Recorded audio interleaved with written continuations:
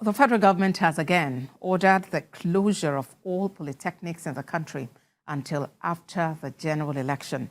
The directive is coming a few days after the federal government issued a similar directive for the closure of all universities in the country. Helen Osamide-Akins has the details. There are concerns about student and staff security during the presidential and National Assembly elections and the gubernatorial and state assemblies. It has prompted the federal government to order the closure of all universities, inter-universities and inter-university centers across the nation from February 22nd to March 2023. Acting on the directive of the Minister of Education, the National Universities Commission, in a circular, convealed to all vice-chancellor of all universities and directors and chief executive of inter-university centers, urged all the universities to vacate during the election period. Less than a week later, it has now also directed all polytechnics in the country to shut down until after the forthcoming general elections.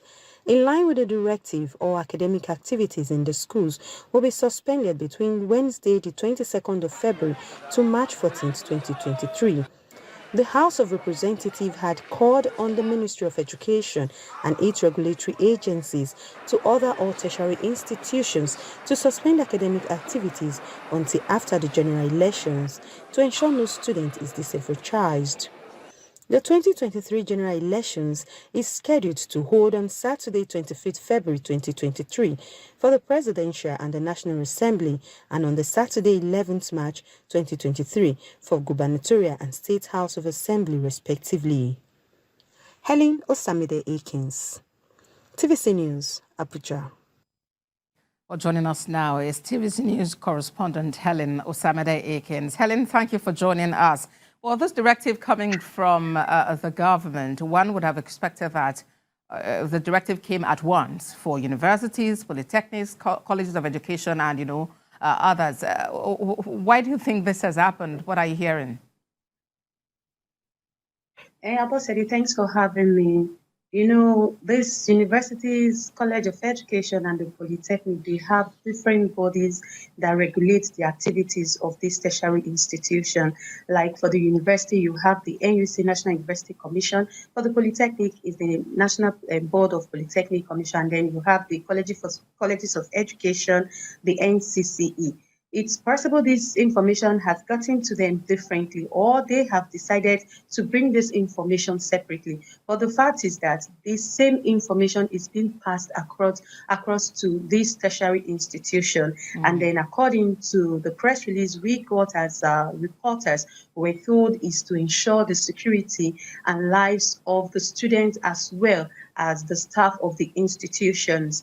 And then besides just the security and the security of the students and the staff, I also tell you personally that this closure of the school temporarily is very important because it will also help to ensure that no student is disenfranchised. Sometimes last month, a member of the House of Representatives had raised an order as a matter of national importance that these students should be allowed to go home to ensure that they cast their votes. And this same member also pleaded to INEC that there is need for these students to be considered to collect their permanent voter cards, owing to the fact that INEC had reported that 40% of students constitutes the number of the new registration they had, which was last year, June, July. And this was because of the prolonged ASU strike, which had a lot of students at home. I understand the explanation you're making, but then how do you think students and staff are reacting to this? Oh, for them, it's a welcome idea, although the students are going to be missing out a lot of things owing to the fact that they lost a lot of time during the prolonged ASU strike, the COVID-19 issues that a lot of them have to stay back at home. But even at that, I'm sure a lot of them are willing to vote like never before. That is why you have over 40% of students constituting the new registered voters we have today in Nigeria. So it will not be fair for them after taking their time to go out to register. They will be disenfranchised because they are in school. I'm sure after this registration, after the election, I need to say, they will all go back to school and they will cover up everything they have missed. It's very important. And it's also And, it's just about getting everyone involved in the process. But now it's also about making sure that on election day, everyone goes out there, at least those who are eligible to go out there and cast their ballots. Thank you, Helen, for that update.